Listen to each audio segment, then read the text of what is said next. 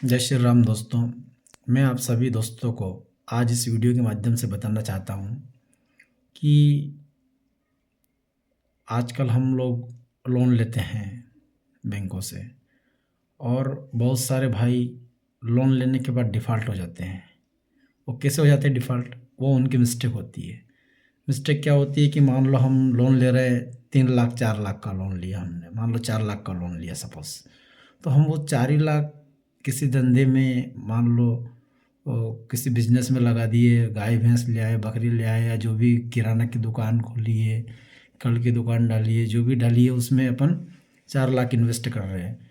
तो अब होता क्या है कि अपने पास 4 लाख इन्वेस्ट हो गए, तो हम साइड में तरल पूंजी नहीं रखते, साइड में एक्स्ट्रा पूंजी हमको बचा के रखना चाहिए उसमें से, जिससे कि हम किस्त भर सकें या अपना पलटा कर सके, अपना काम चला सके। इस तरीके से अपन जो लोन लेते हैं वो सारा अमाउंट अपने को इन्वेस्ट नहीं करना, उसमें से कुछ अमाउंट अपने को बचा के रखना है, जो कि हमारे किस्तें भरने में काम आ सके।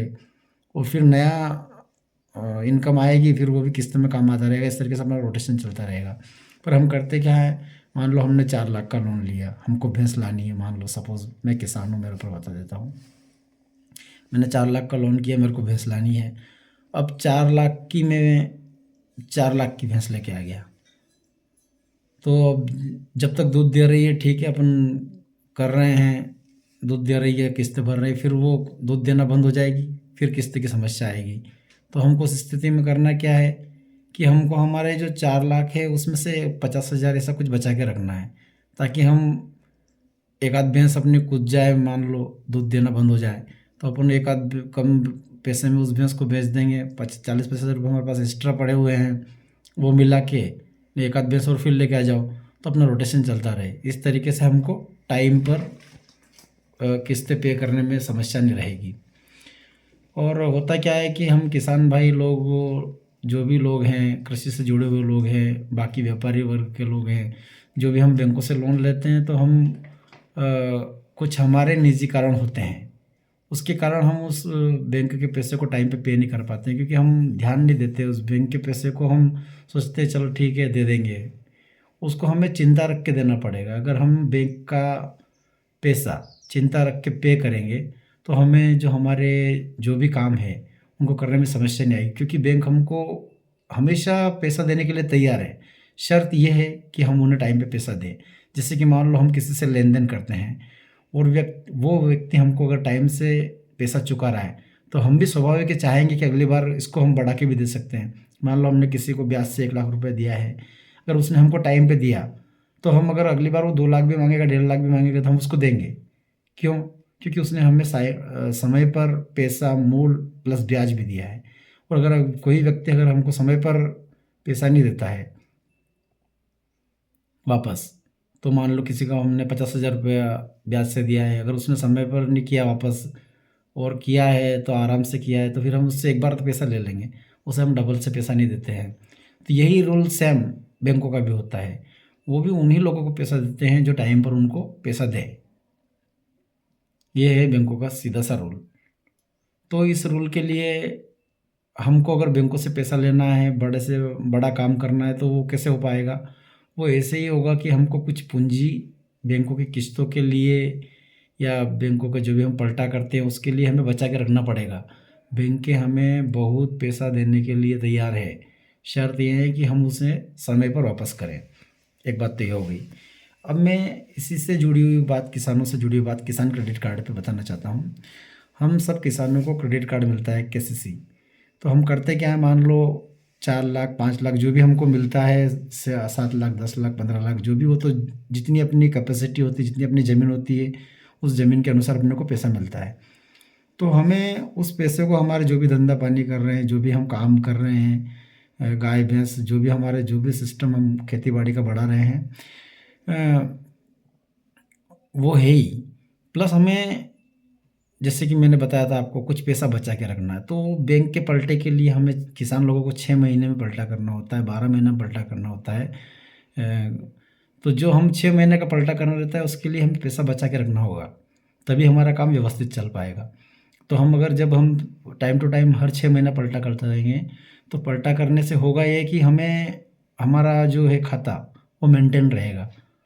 और अप टू डेट रहेगा खाता, जिससे हमें किसी प्रकार की कोई समस्या नहीं होगी। तो हमारा खाता अगर अच्छी तरीके से चलता रहा टाइम के साथ, तो उनको ट्रैक रिकॉर्ड हमारा पता चल जाएगा कि नहीं यार ये व्यक्ति लेन-देन में सही है। तो हम कभी भविष्य में उनसे माँग भी करेंगे, सर हमें और पैसे चाहिए, हमें ये काम करना है, तो वो आपको बेझिझक पैसा देंगे। पर शर्त ये है कि आपको टाइम टू टाइम पलटा करना पड़ेगा, व्यवस्थित चलना पड़ेगा, खाते को मेंटेन रखना पड़ेगा कि हाँ टाइम पे पलटा चल रहा है। तो क्योंकि वो पूरा ट्रैक रिकॉर्ड चेक करते हैं कि हाँ भाई इस आदमी का पुराना लेन-देन कैसा है, उसके आधार पे पैसा मिलता है। तो हम किसानों के लिए एक सबसे प्लस पॉइंट है, क्या है? सिक्योरिटी के लिए बैंक की ज़मीन माँगती है या कुछ भी सिक्योरिटी के लिए माँगती है, तो हम किसान लोग हैं तो किसान के पास स्वाभाविक है 5 बीघा, 10 बीघा, 15 बीघा, जो भी जैसा काश्तकार है उसके हिसाब से उसके पास ज़मीन रहती है। अब सिक्योरिटी अगर हमारे रख के ना व्यवस्थित खाते को चलाएँगे, तो हमारा क्या फ़ायदा होगा? हमारा फ़ायदा ये होगा कि सिक्योरिटी के हिसाब से हम अपना रिकॉर्ड भी बना लेंगे। अब हमारा ट्रैक रिकॉर्ड अच्छा रहेगा, तो हमारा एक सिविल सही हो जाएगा। तो हमारे पास 2 बातें रहेगी, क्या रहेगी? एक, ज़मीन जिसके आधार पर हमने लोन लिया कि सर हमारे पास सिक्योरिटी ये है, मैंने ऐसा लेन-देन किया, प्लस 2 हमारी सिविल भी सही हो जाएगी। तो अब हम हमारे सिविल के ऊपर भी लोन ले सकते हैं फिर, कि हमने सिविल अच्छी बना ली। तो इस प्रकार से हमें सिविल अच्छा करने में मदद कर रहा है ट्रैक रिकॉर्ड, जो हम टाइम पर लेन-देन कर रहे हैं। इस तरीके से सभी किसान भाइयों को टाइम पर लेन-देन करना चाहिए। उससे फ़ायदा ये होगा कि हमें भविष्य में कभी भी पैसों से संबंधित समस्या नहीं आएगी। क्योंकि किसान का क्या है, 1 साल अच्छी फसल आई, 2-3 साल बेकार चले जाते हैं। 2 साल अच्छी फसल आई, 3 साल लगभग आधा से ज़्यादा समय तो फसलें बिगड़ ही जाती है। तो अगर किसान को व्यवस्थित तरीके से आजीविका चलानी है, सुचारू रूप से अपने काम चलाने हैं, तो उनको बैंक से लोन लेकर उसको समय पर चुकाना पड़ेगा, तभी उनका काम हो पाएगा, वरना बहुत मुश्किल होगा सर। तो मैं सभी किसान भाइयों से, सभी लोगों से ये कहना चाहता हूँ कि बैंकों से लेन-देन सही रखें।